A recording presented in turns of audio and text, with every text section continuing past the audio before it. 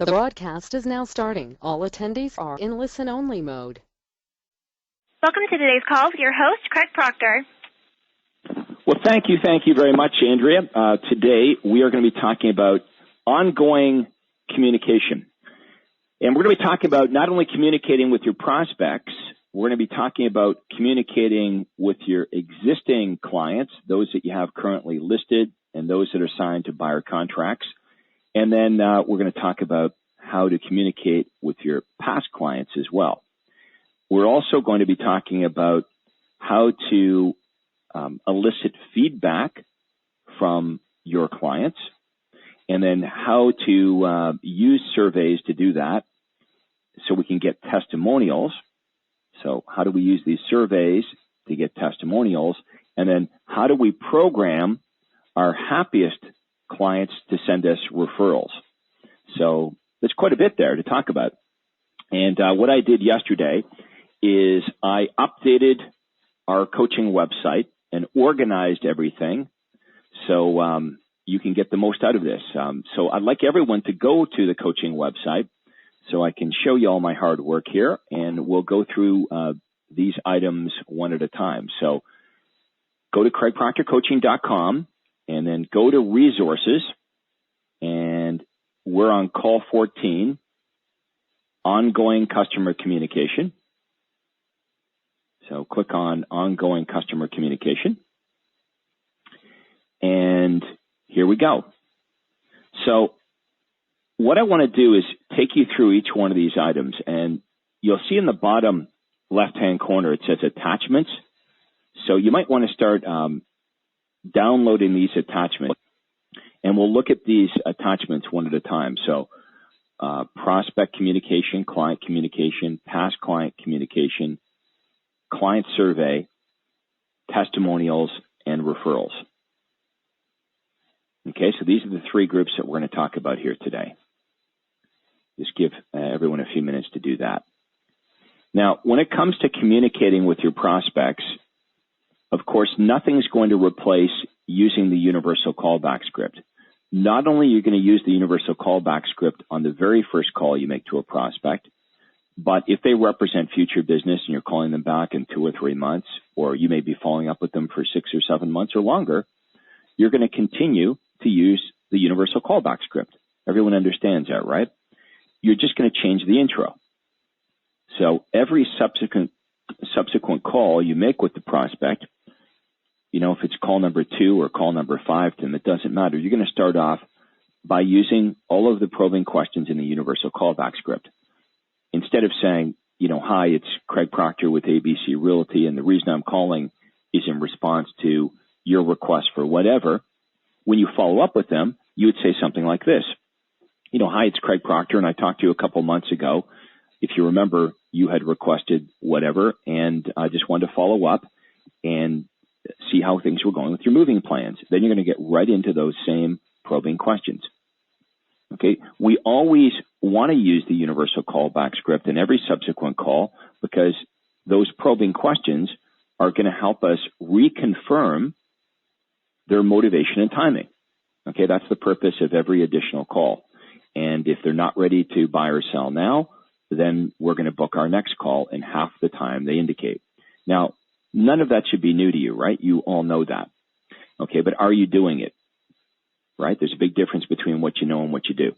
Okay, now, the point I'm making here again is nothing's going to replace those individual calls that you make using the universal callback script over and over and over again until they either tell you to go away or they book an appointment with you. What other things can you and I send out to prospects, though, in addition to the personal phone calls that we make? All of you should have a newsletter. You should just copy my newsletter. My newsletter is a good newsletter. My newsletter is full of information that will interest them. How do I know that? Because that's why the prospect responded to us in the first place, is they were in search of information. So the newsletter is stuffed with articles and information and offers that would be of interest to real buyers and sellers. It's a direct response newsletter. So I might offer a list of distress sales in the newsletter, or tips on how to price and prepare your home for sale. What I'm trying to accomplish with the newspaper, two things: create reciprocity and awareness, of course, because they're getting it every day in the mailbox. But also, wouldn't it be great if we could get the buyer or seller prospect to raise their hand and request additional information? You know, what's better than getting the prospect to respond once to our marketing is to get them to respond a second time or a third time. So that's the goal. Now, most of you on the call do not have a newsletter. Even though all you have to do is copy mine, you haven't done that. And perhaps you haven't done it just because you figure it's a little bit of work. It's really no work. All you have to do is call my printer, BXL Printers, and they'll print it up. You should have a sponsor or sponsors pay for the newsletter. You can get your lender, title companies, different affiliates to advertise in the newsletter and cover the cost of printing the newsletter up. Some of our coaching members actually make a profit on their newsletter. Okay, they make more money on the newsletter every month, on the advertising of the newsletter, than what it costs them to print it and mail it out to their prospects. At any given time, I had over 1,500 prospects receiving my monthly newsletter. You might want to use voice broadcasting as a method of calling around your newsletter. I would use voice broadcasting a day or two before I mailed the newsletter out, before I mailed Market Watch out. I'd call a day before using voice broadcasting saying, "Hi, it's Craig Proctor. Sorry I missed you. Just want to let you know I've mailed out my monthly newsletter. On page 3, you'll find this, or on page 5, you'll find this." I would talk about some of the offers in the newsletter. And if you have any questions, you can visit me online at craigproctor.com or call my office at. Just nice, short, sweet message. And they tell us that if you call around your direct mailings, you'll get 2 to 3 times the response, and I believe that to be true. Now, the Market Watch newsletter should be sent to your buyers and your seller prospects. Okay, it can be sent to both buyers and sellers. But also remember, your buyers should be receiving your VIP buyer emails. Okay, you should be emailing your buyers daily updates of all the homes that match their criteria. So that's another way to keep in touch with them. And then for your golden sellers, we have the gold plan mailings. Again, many of you on the call haven't done anything with those mailings. We talked about this really early in the coaching program, but I created, if you remember, 12 direct response letters that would go out to golden sellers. Who's a golden seller? A seller that the first time you talk to them tells you they're going to be moving, and they're very specific as to why and when. You know, I'm going through a divorce, or I bought new construction, or I've been transferred. There's no question that these people are going to be selling their home, and you know why, and you know when. So my argument is can't you and I spend a bit more time and money on the golden prospects? Absolutely. So just a reminder that you should download those gold plan mailings. You should create an activity plan in your contact management system, and you should be dripping on your golden sellers every single week with these really good letters that create reciprocity. And one thing for sure is they're not going to throw these in the garbage because it's useful information, and they're not going to forget about you. Okay, so even if you don't call them at the right time, there's a pretty darn good chance that they're going to contact you when they're ready to list their home for sale, because you've created reciprocity and you've created top-of-mind awareness. So those are the different strategies that I'd like all of you to use when it comes to communicating with your prospects. Okay, so if you do a good job of communicating with your prospects, what then should happen? They become clients. Okay, so what do we want to do with a client? We want to create a raving fan. And the beauty with my system is that, you know, unlike, say, a Mike Ferry program where you spend 80% of your time hunting down people, if lead generation is easy, which it should be if you do everything I suggest, then I would argue you're going to have more time to actually spend with your clients because you don't have to spend an enormous amount of time finding clients. Does that make sense? Using old school techniques, most realtors spend 80% of their day trying to find somebody to help. Well, because you are now using my automatic lead generation system, clients should come to you in an easier way. You should spend maybe 20% of your time acquiring clients So you now have 80% of your time to actually take care of them. So if that's true, if you now have much more time to take care of your clients, shouldn't you be doing a better job of producing raving fans? And if you produce raving fans, we want to make sure that you leverage off of that. So how can you leverage off of a happy client? You want to make sure that you have a system to get testimonials. What does a system mean? A system means it happens all the time. If you've got a raving fan, you've got somebody happy, you get a testimonial, and more than just getting the testimonial, we want to talk today about actually using the testimonial. And you want to program these happy clients, these raving fans, for referrals. So when is the best time to ask for referrals from your buyer and seller clients? It's not when most of you think. It's not at the end of the transaction when their home is sold. It's at the beginning of the transaction. The very day that the seller signs the listing agreement with you or the buyer signs the buyer agency agreement with you is the very best time to ask for or program your brand new clients for referrals. I'm going to argue they love you the most right then because they've just entrusted. I mean, this is going to be their biggest asset, whether it's a sale or a purchase. They've entrusted it with you. And now is the time that you want to plug yourself into the natural conversations that your clients are going to have, whether you do this or not. Does everybody understand what I'm talking about? When you're at the seller's house, you want to program them to send you referrals, and we'll talk in a minute about how exactly to do that. But the seller, your seller, the very next day is going to go to work and tell everybody at work that they're going to be moving. They're selling their home. They've listed their home. They're talking real estate. Guess what? If you're smart, you plug yourself into those natural conversations that they're having with all their coworkers. The for sale sign is going to go on their lawn in the next day or so, and they're going to be talking to their neighbors and their friends and their relatives about their moving plans. You want to plug yourself into those natural conversations that they're having.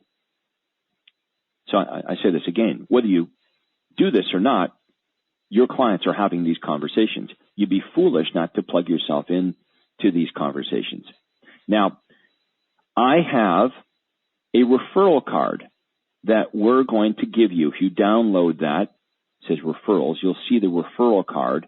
This is a prop that you can use, and I'm going to show you a little later on the call the exact language. I've typed out the exact language that you want to use. Once you meet with the seller, you get the listing contract signed. I'm going to share with you exactly what you should say. You can print that script off and just use it. Okay? You can print the referral cards, the props off, and just use them exactly the way they are. Now, once someone has sold their home with you or they purchased a property, we send them a survey and we send them a congratulations letter and we create further reciprocity. I actually give them a free dinner, a gift certificate to a restaurant for a free dinner. It's a $50 gift certificate. And this creates reciprocity. It increases dramatically the chances of them taking the time to fill in the survey that I send them and mailing it back to me. Okay, we want to get these surveys filled out. We want them back because we want to get better, right? So we're going to show you what the survey looks like. I want you to copy the survey, and I want you to start to use the survey. Now, as far as the $50 gift certificate to the restaurant goes, I didn't pay anything for that certificate. That's something you can negotiate with a local restaurant. I found a restaurant that had great food, but it wasn't in a very good location. That's what you're looking for, a restaurant that has great food, great service, but they're not in a very good location. Now, every time you sell a house, whether it's a purchase or a sale, if your client gets this free $50 gift certificate, they go into the restaurant. If it's a nice restaurant, they're probably not going to go by themselves. You explain to the owner they're going to spend way more than $50. They might spend a couple $100. Their certificate, by the way, didn't include alcohol. It didn't include desserts. But I explained to the restaurant owner this whole idea of the lifetime value of a customer. What I explained to the restaurant owner is this. Once someone comes into their restaurant that's in a bad location, and they realize that they do have great food and great service, this customer now comes back over and over and over again. So I want them to look at what a customer is worth to them. And the guy that owned Lee Spiegel restaurant in town figured out that the lifetime value of a customer is worth about $350. So it was worth his while to give away these $50 gift certificates to me, because he's going to make, on average, $350 each time he does that. So it helps me, but it also helps him as well. Now, the worst thing that can happen when we take on a listing, of course, is it doesn't sell. Okay, the listing expires. It happens to everybody, myself included. So what I do in that situation is I try to neutralize them. I don't want anybody unhappy. I want to do my very best to neutralize them. I may still give them the $50 gift certificate. I have a letter that will show you that goes out to expired listings. Basically, I'm trying to take the blame away from me and blame it on the market. That's what I'm attempting to do. In other words, it's not my fault. It's the market. It's not your fault. It's not my fault. It's just the way it is. And we're going to try to neutralize anybody that's unhappy. So when you get these surveys back, some of them are going to be raving fans. Okay, I call these surveys, they're either kind of neutral, okay, or they're extreme. A neutral survey would be somebody that says, like it was okay, I was satisfied. But they're certainly not raving fans. But you're going to have raving fans, and that's what we want to strive for. These are the people that absolutely love you. Those are the people that are going to give you the best testimonials. Those are the people that are going to give you the most referrals. So you want to leverage off of that. When we get the surveys back, I want to find out what the heck did we do? Let's look closely at this survey, because what did we do to create such a raving fan? What did we do that was so right? Why? So that you and I can try to duplicate what went so well. Now, the opposite of that is every once in a while, you and I are going to get extreme negative surveys back. Okay, these people are, they're not just not satisfied, they're really not happy at all. So we want to neutralize this, and we want to study what happened to this buyer or seller so we can correct the processes, the systems that we have internally to make sure that whatever mistakes we made, we're doing our very best to ensure that those mistakes aren't going to happen again. Okay, so what I'm saying really is when you and I send these surveys out, we want to make sure that we actually do something with the information. If they're unhappy, we don't want to just say, well, that guy was just a grumbler. If certain things in your business are coming up over and over again, certain deficiencies, certain things that your buyers or sellers are unhappy with, don't you agree that you'd kind of be sticking your head in the sand not to address those? So once we know that there's a problem within our business and it seems to be repeated over and over again, we need to go to work to fix that problem. And we need to, in turn, study what's working well and try to even improve the things that are working the best. And that's how my retention, my referral business started to really increase. I started to actually pay attention to this.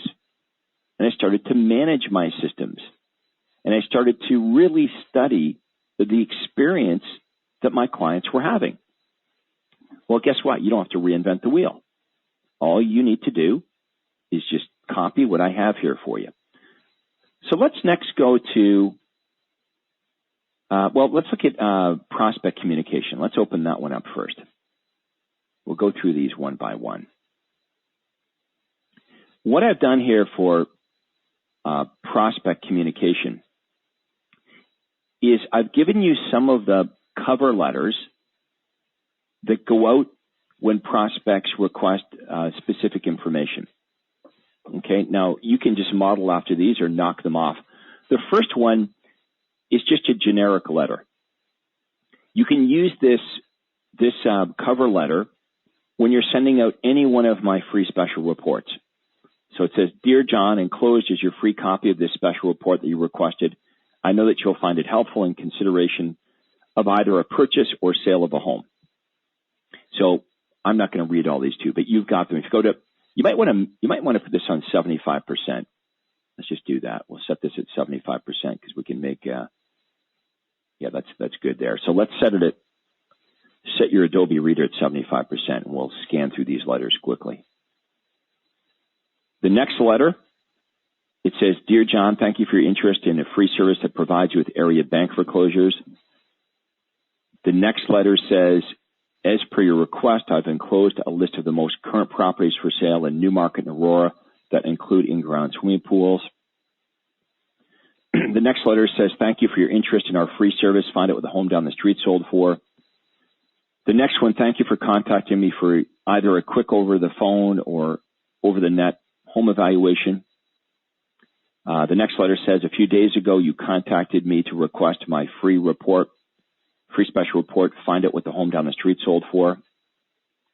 The next one says, "Thank you for your interest in our free service that provides you with information on 10 best buys in your chosen areas." Okay, so those are all cover letters that are going to go out with specific information. Why did I include those? Because I don't think some of you are using them. And I've seen some of the cover letters that others are using, and they're not very good.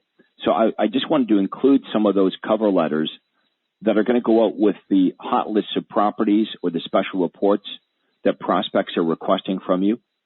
Some of you, by the way, aren't sending any cover letter at all.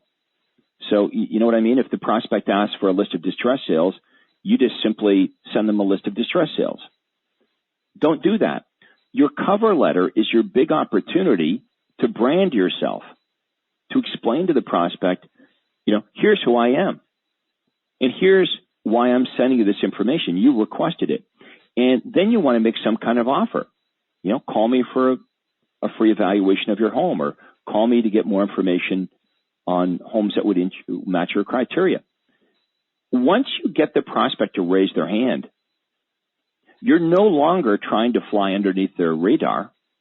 You're trying to fly right into their radar. Does everybody get that? Once you get the buyer or seller to raise their hand, then you're not trying to hide that this is coming from you anymore. It needs to be all about you from that point forward. So model after those cover letters that you're going to send out with the information that the prospect requests. Now, if you go down to page 8 of 13, page 8 and page 9, just look at your Adobe Reader there, page 8 and page 9 are cover letters for your newsletter. Same deal here. You're not going to just send out the generic newsletter. The cover letter that goes with your newsletter is going to brand you. Okay, this is where you're going to personally speak to that prospect. It's a cover letter for the newsletter. It does two things. It lets them know who you are, what you're sending them, why you're sending it to them, and it baby steps them into reading the newsletter because you're talking about, what's inside that Market Watch newsletter and why they want to read it. Okay, now scroll down to page 10. Page 10 and page 11, page 12, and page 13 is the Market Watch newsletter.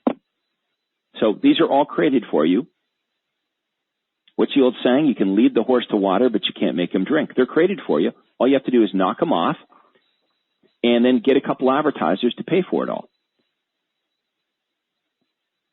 Okay, go to page 13. If you go to page 13, at the top of page 13, it says real estate lawyer. Okay, how to avoid costly legal mistakes when buying or selling a home. Notice that this is being offered by my real estate attorney, Jack Lorian. Now, if you don't have real estate attorneys close those transactions, then you're going to use your title company as an advertiser. Look at the mortgage broker to the right of it. How to buy a home with absolutely zero down payment. Learn how you can qualify by calling Bill Eves, mortgage specialist, and his number. Okay, so that is the first attachment. So let's close that down. Let's look at the next attachment. Everybody know where I'm at here? Go to the left of the coaching page. By the way, for those of you that called in late, first of all, shame on you. We're on call 14, ongoing customer communication. And if you go to the coaching site, you know how to do that, right? Go to resources and then click on call decks and then go to today's coaching call, which is ongoing customer communication. You'll see the attachments in the bottom left-hand corner. I want us next to go to client communication. Okay, everybody click on client communication. Okay, we'll give everybody a minute to do that. Okay, client communication. There's a lot of you on the site right now, so it might take a bit.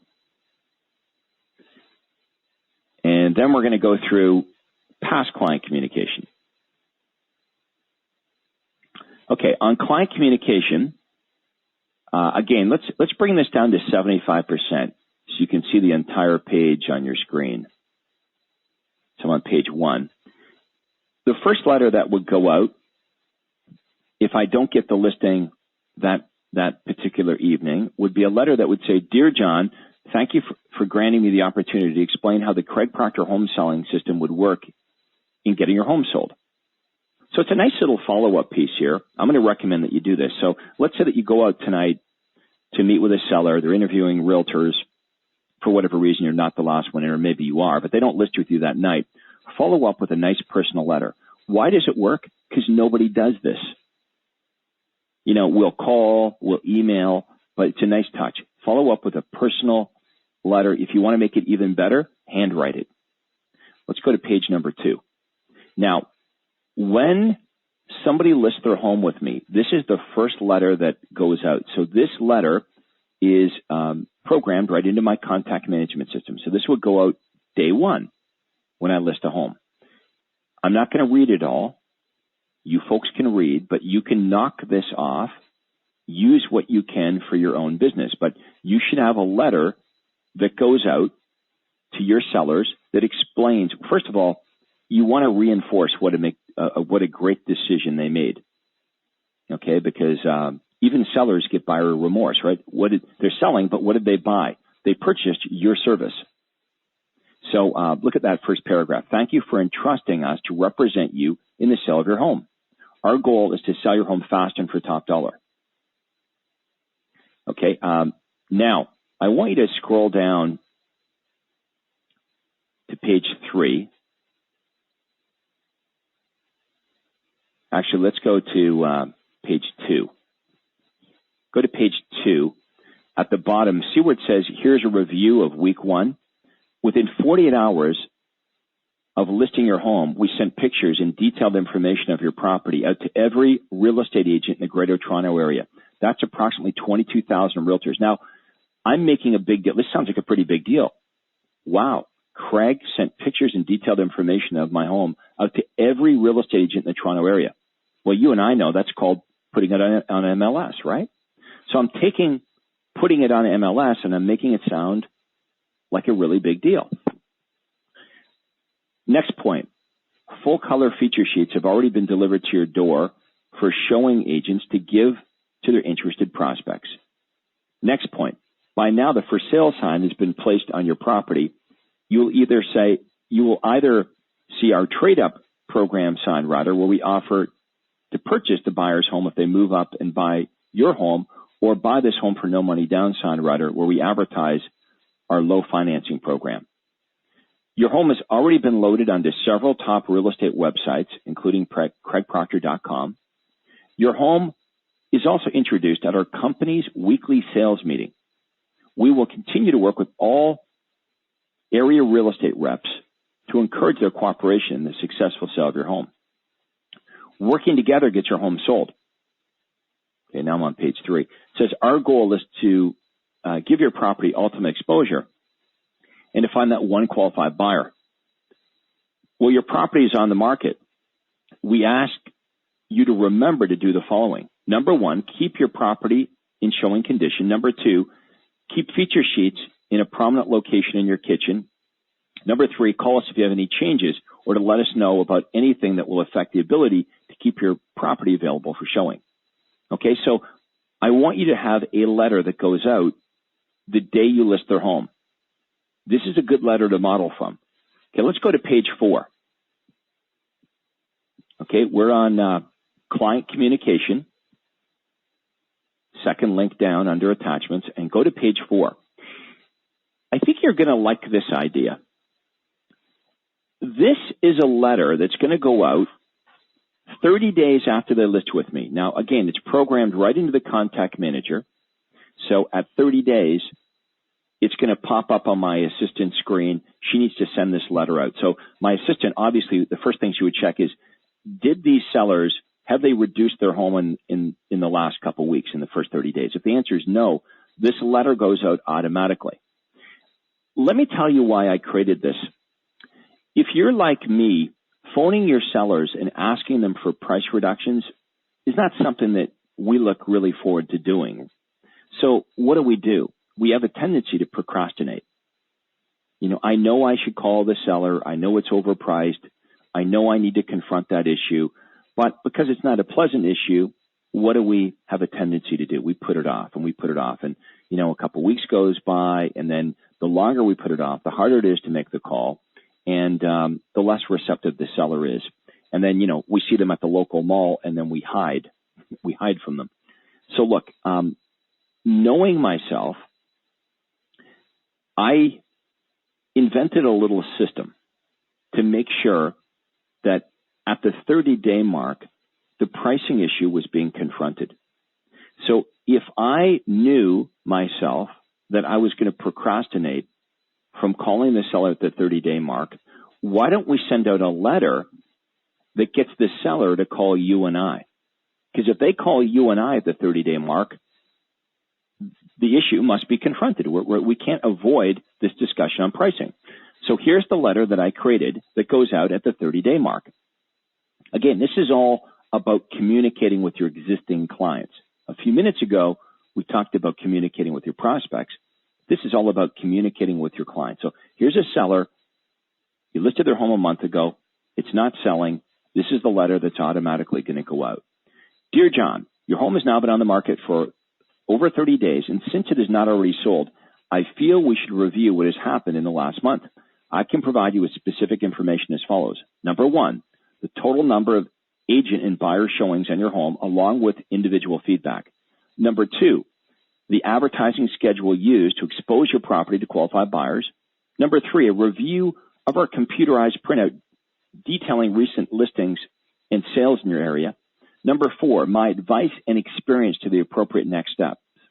Any guesses on what my advice might be? Of course, reduce the price. And number 5, answer any of the questions or concerns that you may have. And then I give them my phone number. Okay, so this works really, really well. So I'm going to recommend that you all do that. You have a little system in place that causes sellers to contact you at the 30-day mark if they haven't already reduced their price. Let's face it, if it's been on the market for 30 days, you're not getting any offers, it's time to talk pricing. Now, if they're getting lots of showings or you've just reduced the price, you or your assistant can decide not to send that letter out, right? You just don't send it out. But at least this issue will be confronted at the 30-day mark. Let's go to page number 5. Page number 5 is a letter that's going to go out when their home actually does sell. Please accept my congratulations on the sale of your home. I hope that you've enjoyed working with my home selling team, and we made your home selling experience as easy and as enjoyable as possible. Now, here's where we talk about the survey. Please take time to fill out the following customer survey. Your opinion matters to me, and it's through surveys like this that I'm able to determine our customers' needs, which enables me to continue to fine-tune our systems and services. I've enclosed a self-addressed stamped envelope for your convenience. The highest compliment that I can receive is to be referred to you by a future home seller or home buyer. If you know of anyone who is thinking of selling or purchasing a property, please pass along my name. We appreciate your business and the confidence you've shown in our skills and services. Thank you again for entrusting both me and my team to represent you in the sale of your home. Okay, so I'm going to show you here the survey in a few minutes. But there's a survey that would be enclosed with this letter. Now look at the PS. PS, enclosed you're going to find a $50 voucher for La Spiga Italian Restaurant in Newmarket. Please enjoy a fine evening with the compliments of La Spiga and myself. So again, we're creating a little bit of reciprocity. I'm sending them the congratulations letter. In the congratulations letter is the survey with an envelope that has a postage paid, self-addressed envelope. All they have to do is fill out the survey, put it in the postage paid, self-addressed envelope, pop it in the mail back to us. And I'm creating a little bit of reciprocity, or should we say guilt, being really nice, right? Congratulations. Here's a survey. We want to know how we did. And I'm giving you a free dinner. And that free dinner can't hurt, but, entice them to take a few minutes to fill out that survey. Let's go to page 6. Page 6 is the letter that goes out if the home expires off the market. Now, remember, I talked about this a little earlier in the call. I'm trying to take the blame off me and place the blame on the market. And that's what the letter says. Dear John, I want to thank you for listing your home with the Craig Proctor home selling team. I regret that due to market conditions, we were unable to sell your home. Should you decide to relist your home, we'd be very eager to have a second chance. So not Craig's fault, it's the market. So you might want to try something like that.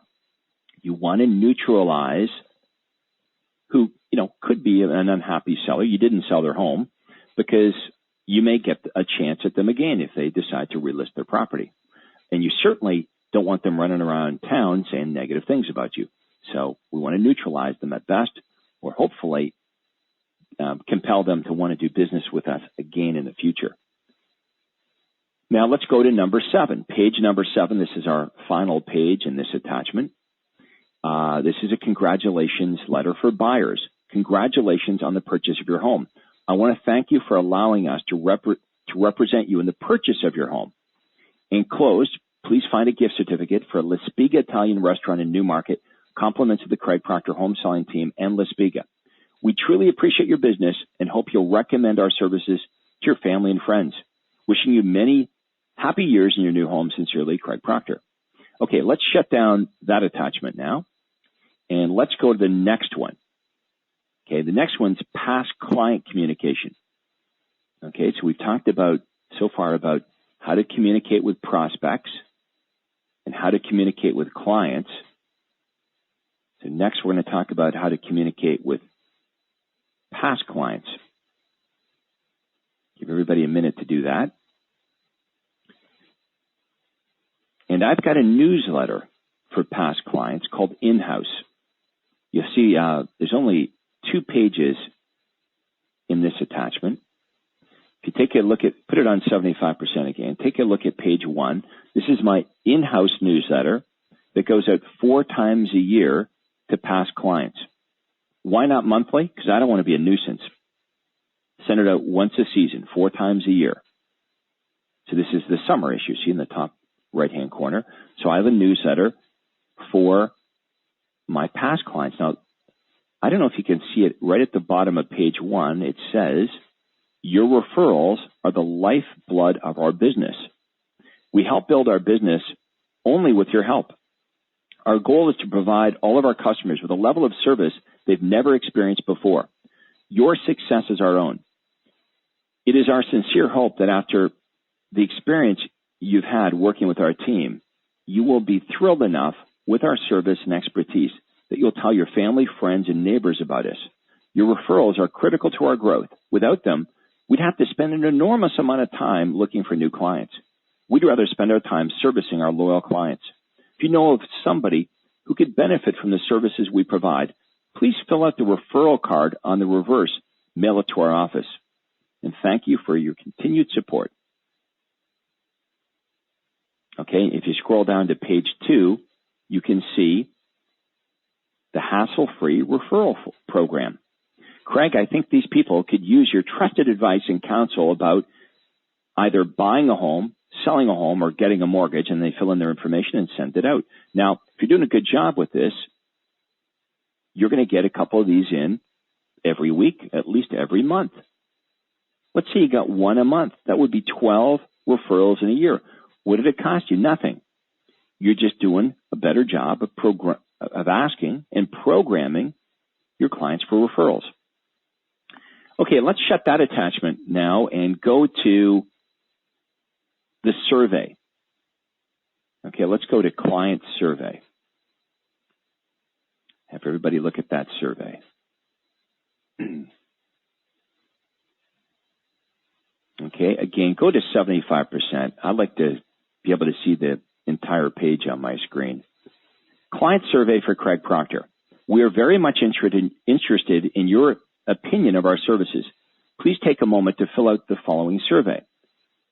We're going to make it easy, right? People are lazy, so we're going to make it easy. From 1 to 5, 5 being excellent and 1 being unsatisfactory, please rate the following.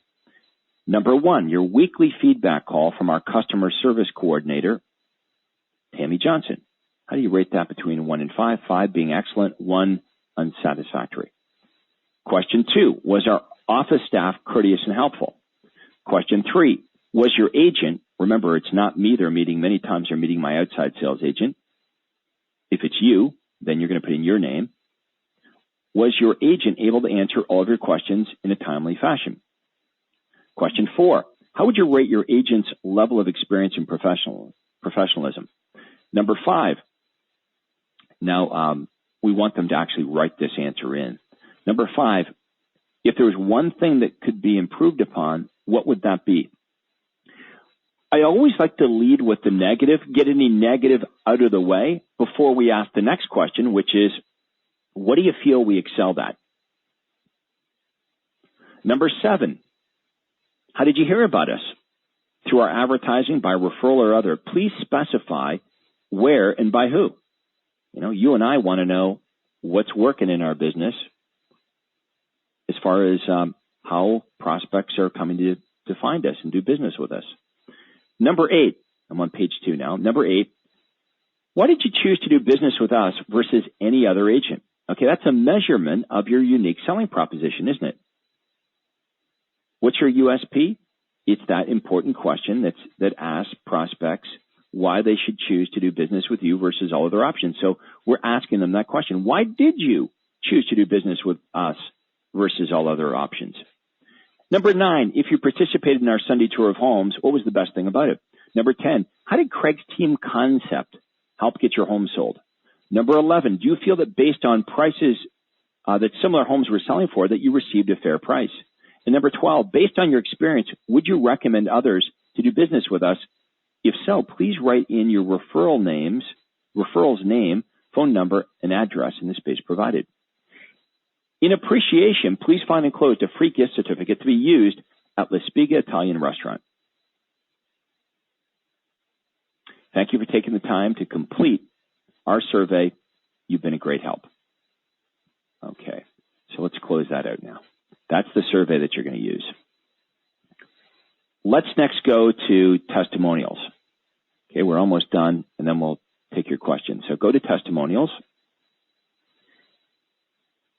Now, how are you going to get these testimonials? Well, obviously, you're going to know when good surveys come back who you should be approaching for testimonials. Make sure that you get good testimonials, specific testimonials, not weak, wimpy testimonials. What's a wimpy testimonial? Wimpy testimonial would say something like this. Craig was a really nice guy. He did a great job. Okay, we really like Craig. Wimpy, useless.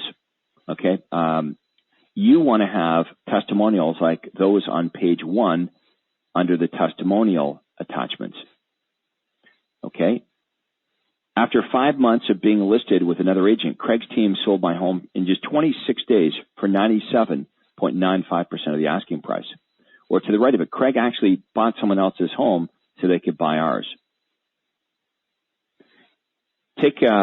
Scroll down to page 2. This talks about how to ask, prepare, and secure seller testimonials. Okay, now this comes from Tammy, my customer care or my customer service manager. You want to read this. I'm not going to go through all this with you, but you want to make sure that you ask those that are happy with you. How are you going to know they're happy? Because you got the survey back. Survey comes back. They look pretty happy. You want to be all over those folks to get a testimonial, but make sure it's a specific testimonial that's going to mean something, not a useless, wimpy testimonial that says, I was really happy. You did a really good job. You're a really nice person. You don't want to use those kind. Okay, so I'm going to recommend you take a picture of them if they're a seller next to the sold sign, or better yet, video their testimonial. Get it on video, and you can use it as part of your PowerPoint listing presentation or buyer presentation. You know, actually showing the prospects that you're trying to get the happy experience video clips of people that have used your services before. Why not do it all? Get written testimonials for the newspaper with a picture and get video for your website and for your PowerPoint presentation. Okay, the more testimonials you'll have, the better. So you all know that, right? Everyone knows, gee, it's a good idea to get testimonials, but you're not doing it. You have to understand that one of the biggest mistakes that marketers make or realtors make is we make all kinds of claims, but we don't back up any of the claims with any proof. You know, where's the proof? The testimonials from your clients will be the proof that you need. They're going to believe what other people say about you long before they believe what you say about yourself. Okay, let's look at the last attachment here, referrals. Everybody download that one.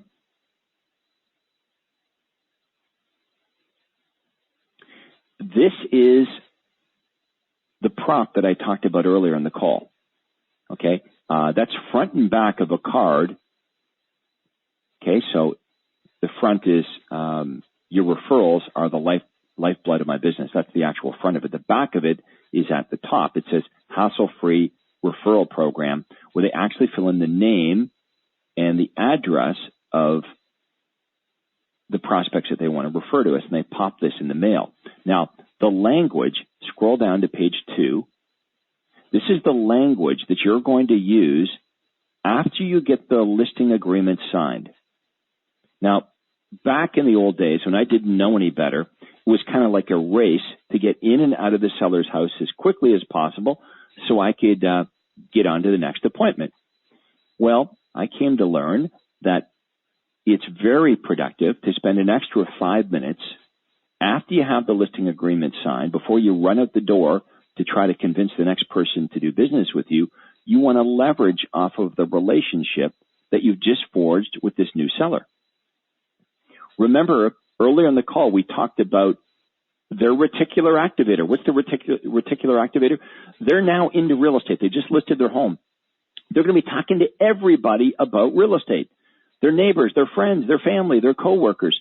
I want you to plug yourself into the natural conversations that these new sellers, these people that just listed their home with you, are going to have.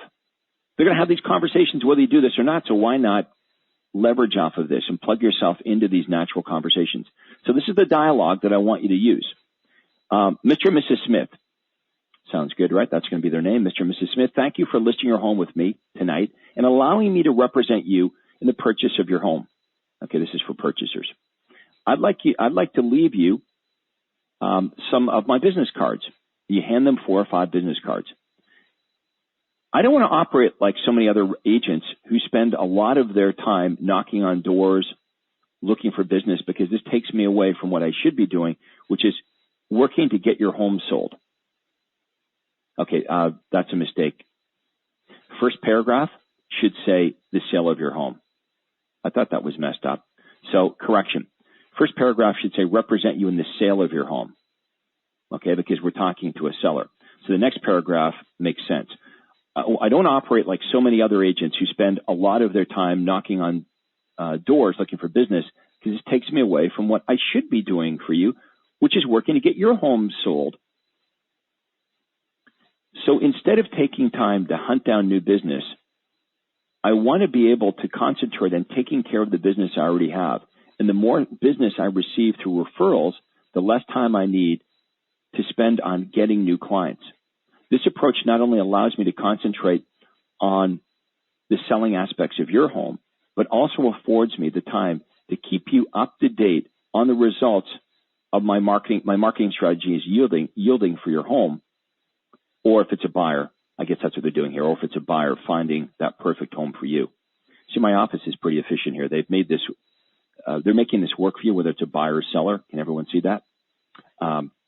Which kind of threw me off. I didn't know they did that, but that's cool. In my experience, I found that when people like you are buying or selling their home, they have a heightened awareness of others who are thinking of doing the same. If you do come across someone who's thinking of buying or selling a home, I'd appreciate it if you'd pass out my card. We've had a great experience from this referral program from loyal clients like you. And then this is just our note here. Remember, the best time to ask for referrals is immediately after the client has signed a contract with you. Okay, so I didn't know they did this, but they've, my office here is, they're making this work for you, whether it's a purchase or a sale. So you're just going to have to massage the copy there. But you want to, you obviously want to be asking for referrals, whether they're a buyer or seller that's just signed a contract with you. And when I say signed a contract with a buyer, I'm not talking about an offer to purchase and sale. I'm talking about the buyer contract. When they sign the buyer contract, you want to hand them those referral cards that you see here on page 1, and you want to use this kind of language and program them, whether they're a buyer or seller, for referrals. Spend an extra 5 minutes instead of running out of the house as soon as you get the buyer agreement, the buyer agency agreement signed, or the listing contract signed. Spend 5 minutes. If you ask people for help, guess what? They're more than happy to help you if you did a good job for them. What do we call this? The law of reciprocity, right? I'm nice to you. You want to be nice to me. Okay, so look, we're at the top of the hour. It's time, as always, to take your questions. So I hope you enjoyed this today. Let's take questions and comments on the material that we've discussed here. We'll take as many as we can. Let's go back to our operator, Andrea. Our first guest is Chris LaFleur. Please go ahead. Hello, Chris. Hello, Craig. How are you doing? I'm good. Quick question. Good. Quick question for you. A lot of clients I'm working and communicating via email. Like, thank you for purchasing, selling the property, all of that. Would you still send the letter, or would you email those letters? Yes, I like the letters, Chris, because everyone's lazy today, and everybody tries to use email, but that's what's going to set you apart. Hardly anyone takes the time to actually send someone a personal letter. Okay. When's the last time that you've actually got a personal letter from somebody? I don't remember. Oh, yeah, I got for my birthday, actually. Right, it stands out, right? Like, you have to go all the way back to your birthday. So I really like, following up, of course, with the phone, because that's personal. But I like sending out personal letters. Okay. The second question I have for you is, I'm in Toronto market, and a lot of agents, I am hearing or seeing as well that they are giving a gift when they sell the property. What is your thoughts about that? You don't need to send out a gift. You don't need to cut your commission. You just need to take really good care of your clients. I mean, the $50 gift certificate to the free dinner is a nice touch. It's all you need, is something like that to create a little bit of reciprocity. But it doesn't have to be something expensive or fancy. It's just a way of you thanking them. But I like sending that gift certificate along with the survey, because it kind of, in a nice way, creates that reciprocity, compels them, a higher percentage of them, to fill out that survey. Once the surveys come back, you and I can measure our progress as to how good of a job we're doing. Like, Chris, if you sold 50 homes this year, and let's say maybe not all 50 people sent the survey back, but let's say 40 of them did, and 10 of the people were not happy with you, but 30 were, that would tell me, you know what, most of the time, 30 out of 40 surveys came back very positive. I've got some tweaks to make, but overall, people are having a pretty good experience with me. It wouldn't send me back to the drawing board to rip everything up and start over again, right? But if the opposite was true, if you sold 50 homes and you got 40 surveys back and 30 out of the 40 were not happy with you, I think, you'd be sticking your head in the sand to think that you don't need to make some changes. Right. Now, of the people that are happy with you, now you know exactly who to concentrate on to solicit some testimonials and referrals. Okay. All right. So what I'm hearing is the gift of $50 from the restaurant that is good enough to say thank you for a business. Well, I'll tell you something else that's a good idea. Mm-hmm. Most of these people, my customers, would use the gift certificate for the restaurant on the weekends. So the restaurant owner was always talking me up. But guess what would happen in Newmarket at La Spiga restaurant on a Friday or Saturday night? It'd be a whole bunch of happy Craig Proctor customers there saying good things about me. It was a really good environment. And, of course, I would make a habit of going there at least once a week on a Friday or Saturday, make an appearance, and the restaurant was, selling 30, 40 houses a month like I did. I always had a lot of my clients there. It was a great way to talk it up, meet with them socially, and get lots of referrals. Great. Okay. Thank you so much, Craig. All right, Chris, thanks for being on the call here today. Let's see who's next. Scott Jones, please go ahead. Hey, Greg. Scott, how are you doing today? Great, thank you. Just a question I had is, I saw the little advertisements on the newsletters and stuff. What do you charge for that? What do you think that should go for? Okay, well, I'm not trying to be cute, but get as much as you can. The more clients you have, the higher price you're going to demand. So when I started off and I only had, 100 prospects, I didn't ask for that much. But when I had 1,500 prospects, I could demand a much higher amount from my affiliates. The way I explain it, Scott, to my affiliates is this: like, let's say that you were my lender. I would say, well, Scott, even if these people don't buy through me, they're still going to get a loan, and you're still going to benefit from getting your name and your face in front of these prospects. So,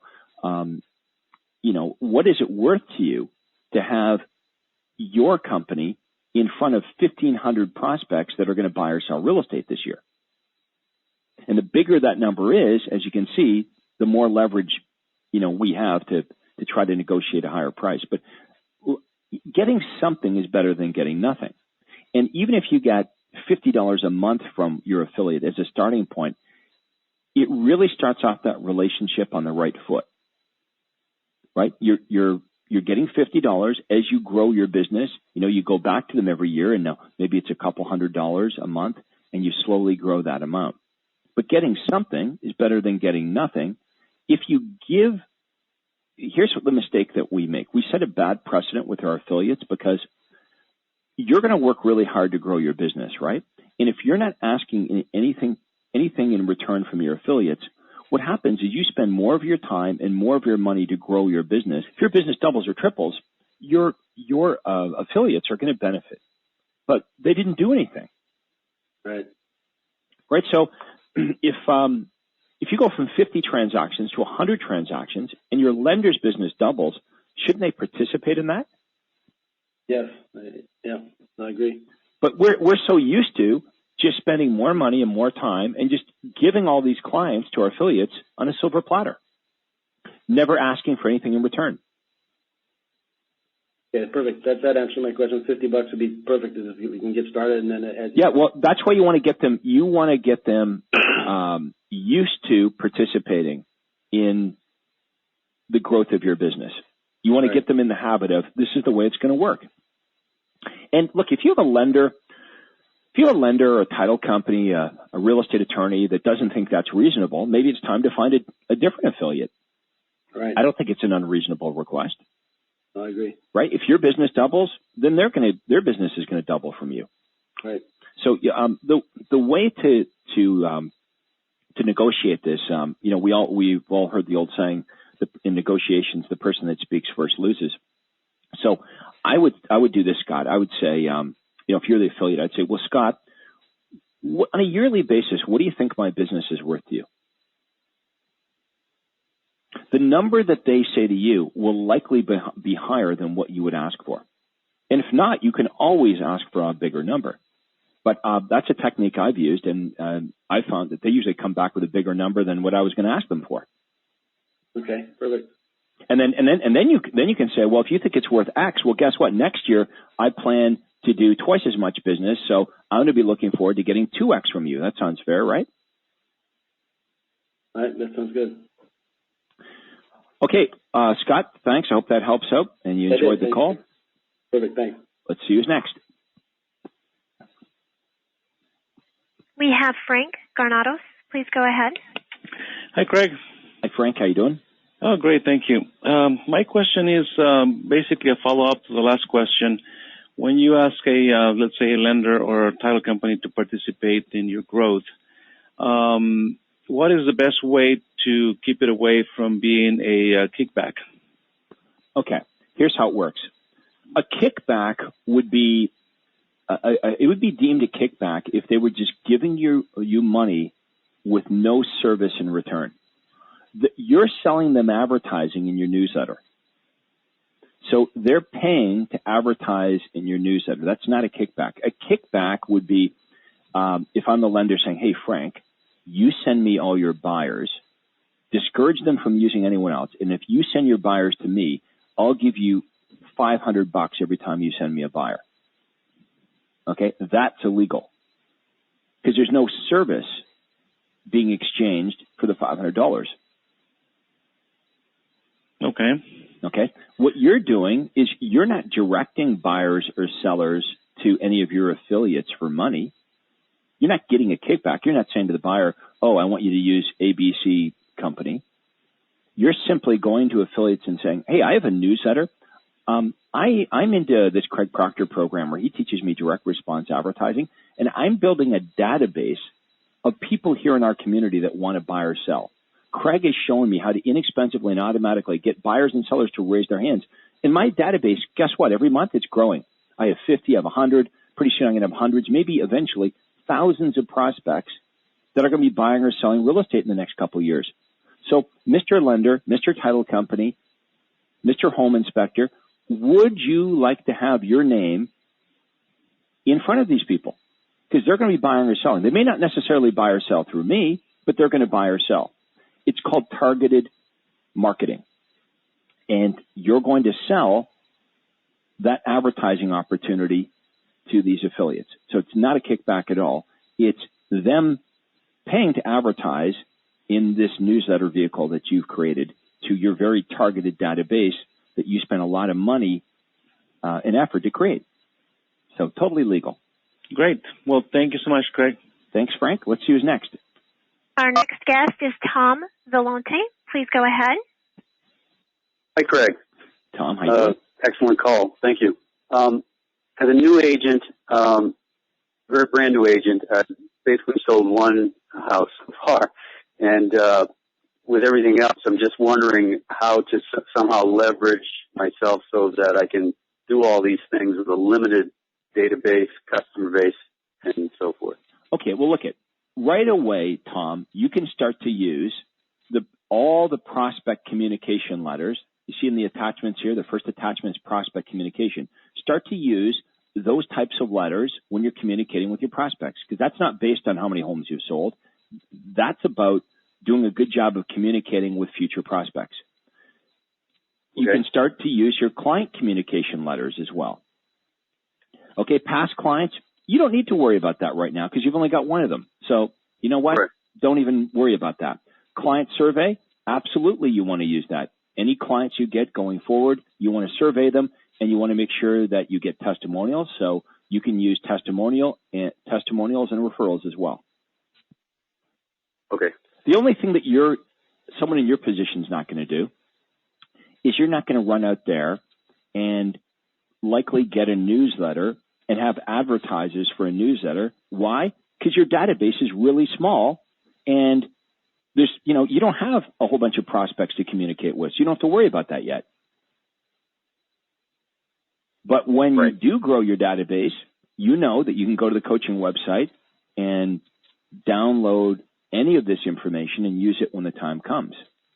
But start with prospect communication, because right now that's your biggest opportunity is how do you get more prospects in the door? And client communication, how do you do a better job of taking care of those clients so you can get testimonials and referrals going forward? Great. Thank you. All right. Thank you. Let's see who's next. Our next guest is Kate Martin. Please go ahead.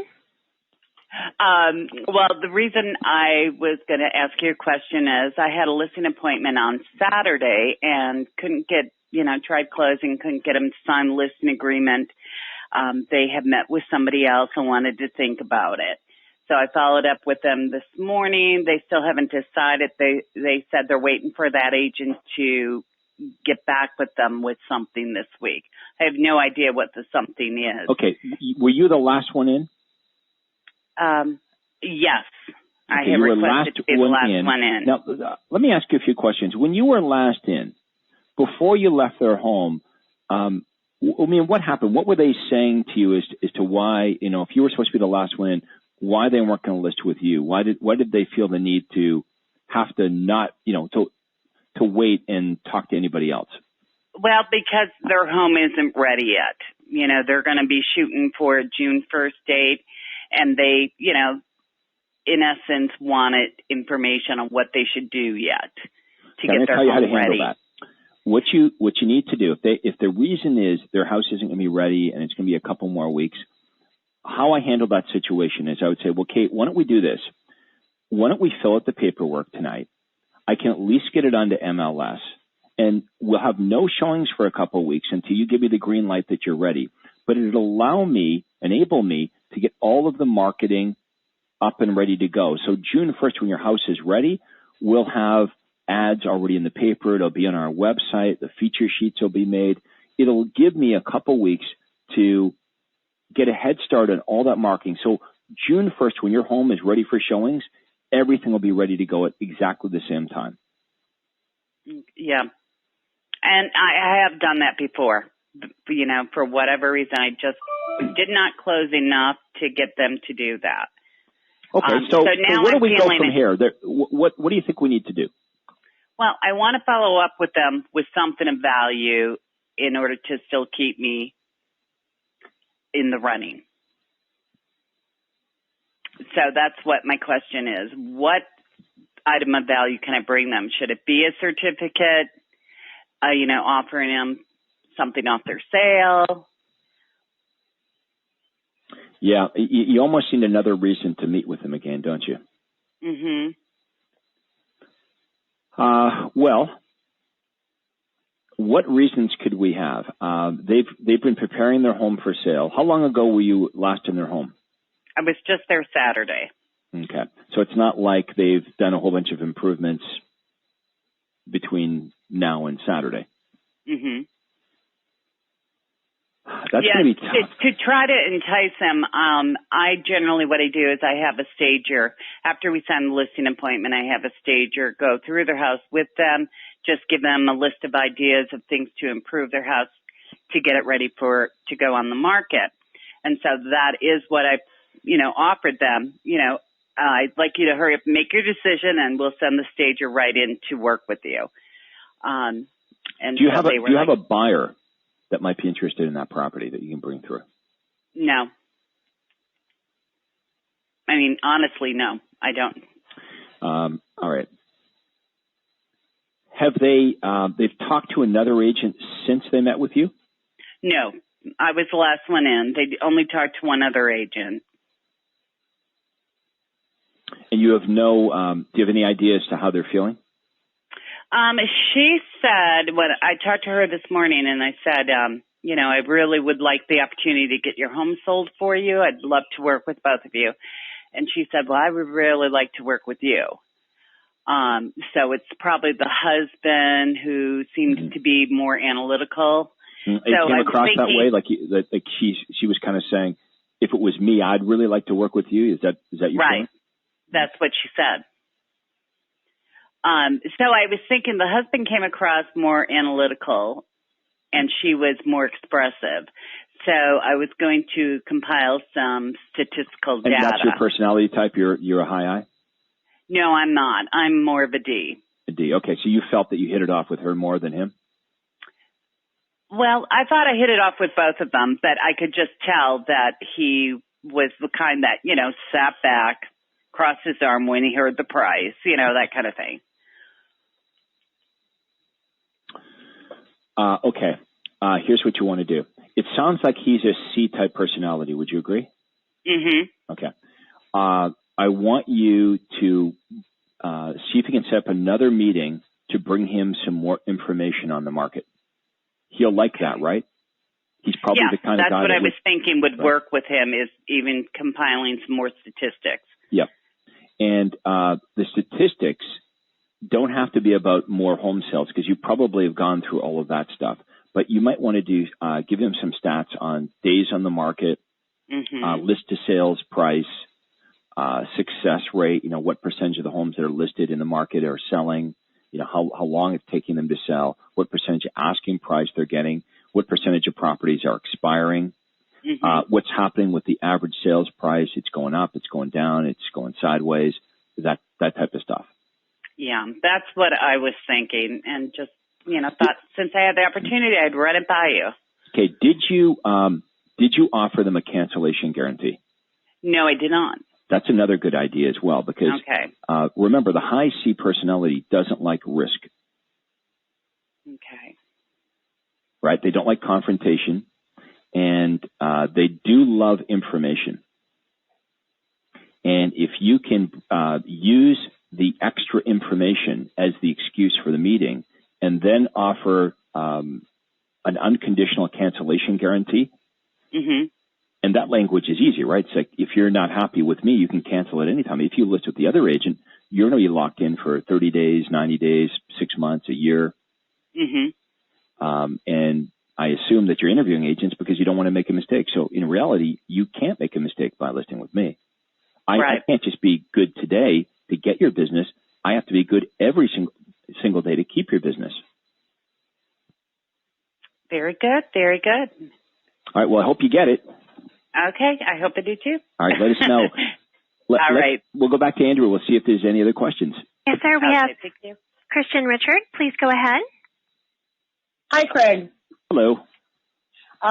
We have some prospects that have signed the buyer agreement, and we've been sending them some homes, and they're not returning our calls or emails. So I want to send them something to get them, back on track. It's never a good sign. Let me ask you a few questions. How long have you? Are they signed to a buyer agency agreement? Yes, they're signed. Okay, so how long ago did they sign the buyer agency agreement? We have some that dated back, I don't know, February maybe. Okay. So in February they signed the buyer agency agreement. Now, did you get them out looking at houses right away? Some yes, other no, because they haven't. I find if you can get them out looking at houses right away, there's a greater chance that they're actually going to do something. Okay. But the danger is, many realtors, they meet with the buyer, they get their commitment with the exclusive buyer agency agreement, and then they send the buyers home with the understanding, hey, we're going to email you every day any new homes that match your criteria. But then, like you say, weeks and weeks go by, and they're not calling you, and they're not responding to your emails or calls. What happens, I think, is they lose their motivation. Probably. So it's up to us. I mean, if we can learn anything from this, is we have to keep the momentum going. Think about this. They responded to one of your ads. You were able to get a meeting with them. You were able to get them to sign the exclusive buyer agency agreement. The next step is you've got to get them in the next 48 hours out looking at houses. And then every time you get them out looking at houses, you need to set the next appointment, within a couple of days. You've got to keep that momentum going, because as soon as it's left that they leave your office, they've signed the buyer agency agreement, now weeks or months go by, many times they lose their momentum. Yeah, I understand that. But what if there's no houses that match their criteria? Because what we do is when we're in front of the prospect, we have our laptop and we show them houses already.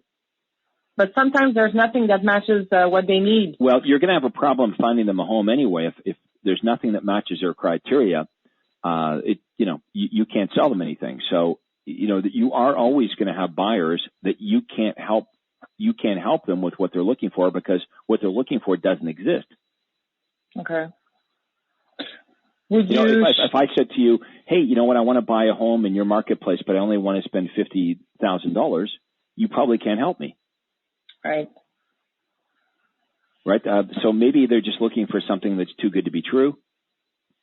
And you are going to have buyers that are looking for, they're impossible to satisfy because it doesn't exist. So the question is are they real buyers? Mm-hmm. That's not much different than meeting with the seller that wants, $200,000 more than what their house will fetch on the market. Okay. They'll say to you, well, I'll sell if I get my price. Well, this buyer is saying, I'll buy if you can find me this. You might be looking at that buyer and saying, well, if I found that, I'd buy it first. Mm-hmm. Okay, so we should be leaving the appointment, the meeting with an appointment to visit within 48 hours. Yeah, I wouldn't even sign them up to a buyer agency agreement unless you feel that their criteria is realistic. Okay. Because what you're really saying is the reason we can't show them homes in some cases is because what they're looking for does not exist in our marketplace. Right? That would be no different than signing up an overpriced seller.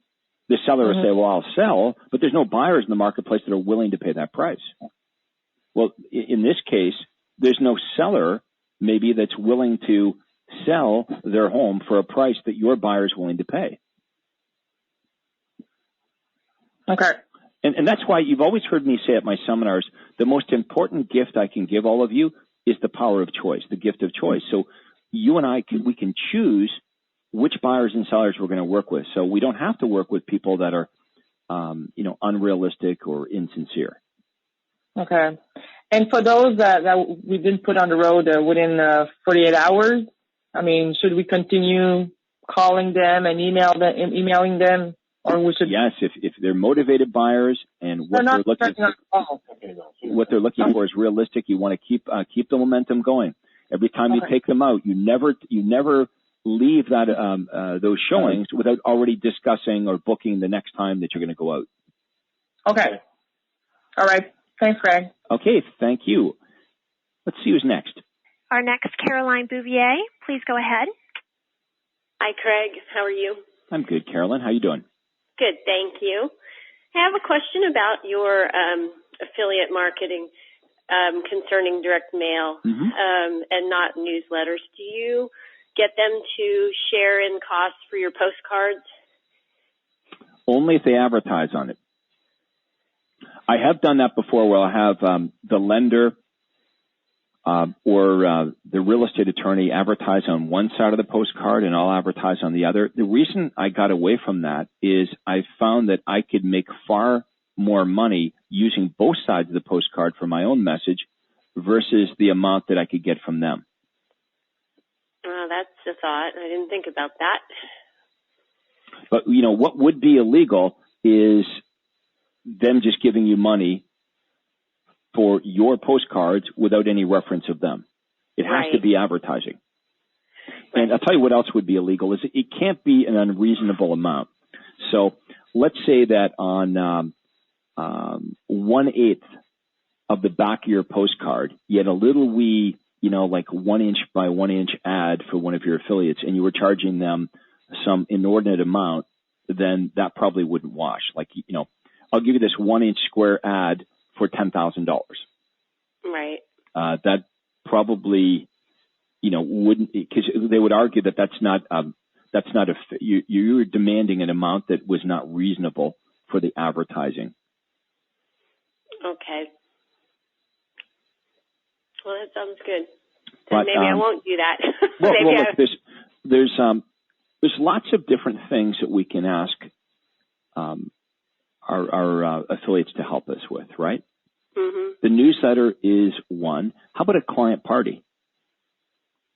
If you're going to do a client party, they could help you with some of those costs, right?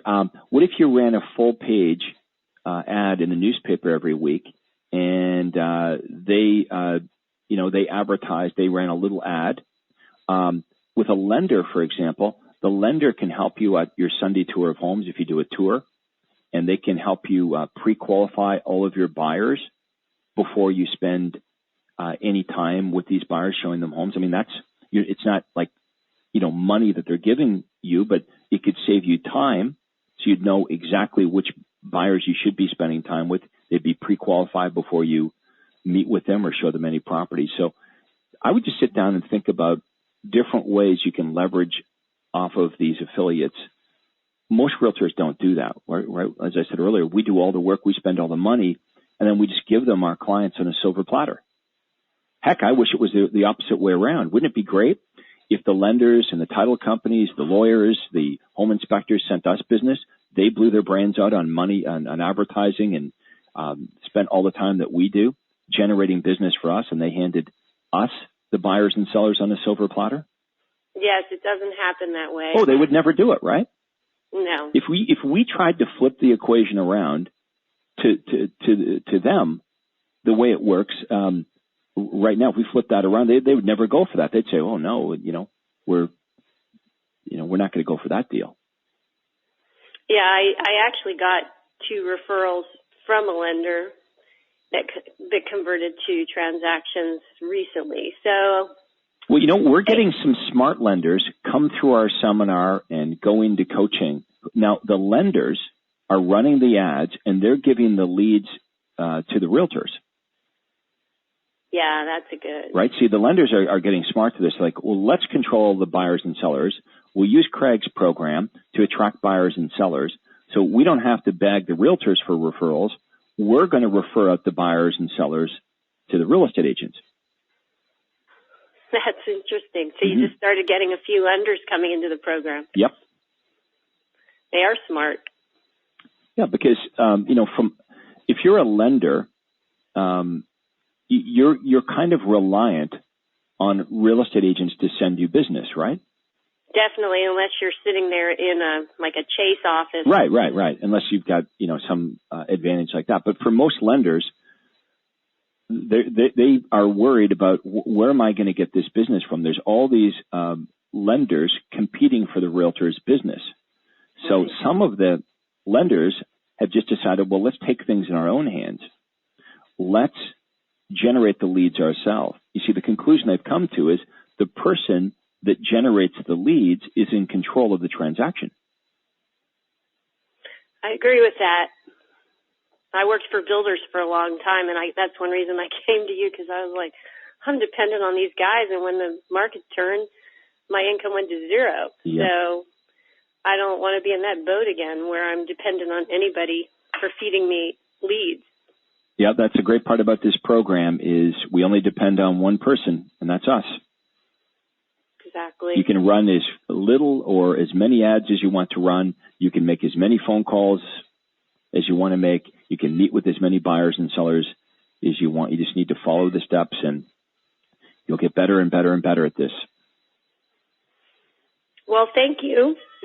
Well, thanks for being on our call and part of our program. Okay, well, look, we are at the 90-minute mark anyway, so we're going to wrap it up. I want to thank everybody for being with us on our coaching call about ongoing customer communication. If you haven't had a chance to look at the attachments on this coaching page, I would definitely print those off. There's some really good stuff there when in regards to communicating with your prospects, your clients, your past clients, the client survey, how to elicit testimonials and referrals, some really good stuff that I used successfully in my business for many, many years. So none of this is theory. This is all actual, proven ideas and concepts that worked for me very, very well in my own business. So please implement these ideas. I mean, these are all great ideas, but they don't mean anything unless you go out there and implement it. So I want to wish you all the best. And thank you for being part of our call and our program. But that concludes our call for today. Thank you.